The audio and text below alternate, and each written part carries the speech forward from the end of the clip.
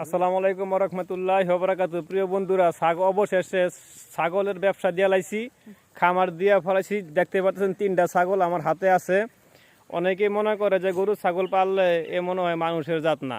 যারা এগুলি মনে করে ওরা হচ্ছে গিয়ে আস্তা বলদ এবং তারা হচ্ছে গিয়ে হিংসাখোর, মানে গরু ছাগল দেখতে পারে না। কিন্তু একটা জিনিস মনে রাখতে হবে, আমার নবীজি কিন্তু ছাগল চড়াইতেন, ঠিক আছে? তাহলে বুঝতে হবে যে যারা এই গরু ছাগলকে অবহেলা করবে, বিশেষ করে ছাগল, ঠিক আছে, তাহলে তারা হচ্ছে গিয়ে মূলত অহংকারী। তারা আমার এই এই নবীর যে আদর্শটাকে তারা কিন্তু এটা এই মনে প্রাণে লালন করে না, ঠিক আছে? কারণ ছাগলের ভিতরে কিন্তু রহমত আছে এবং বরকত আছে, ঠিক আছে?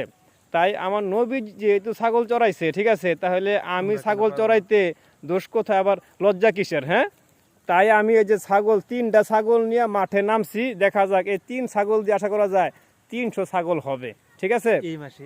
এই যে দেখতে পাচ্ছেন আগামী মাসে এই মাসেই এই ছাগলটা কিন্তু বাচ্চা দিবে। দেখেন পেট কিন্তু ফুলে গেছে গা।